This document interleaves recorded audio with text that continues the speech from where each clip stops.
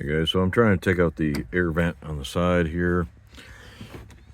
Forgot my tripod, so please forgive me. The side wall here, this piece here that goes in the door, what you gotta do is reach in there and pop that off.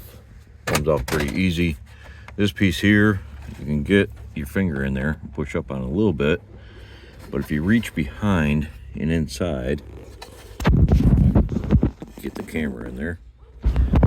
Basically, you're trying to push the bottom side out. You can see it's moving with my fingers. If I can hold the camera steady. And it's a lot easier to do with two fingers before I got here. So maybe get a little pressure off there. And then pushing from the back side. You can hear it pop. So I just open up there a little bit. And it just wiggles out. Ooh, there it goes.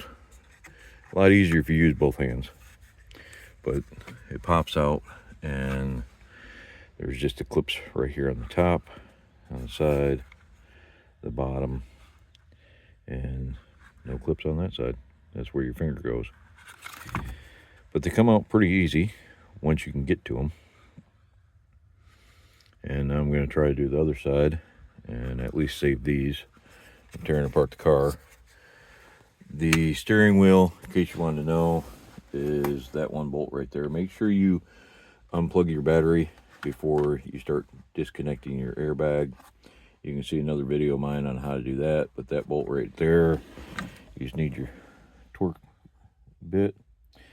And I believe it's a T50. This one doesn't have any markings on it. For Craftsman, I can't imagine why you did that, but there's no markings on there as far as I can see.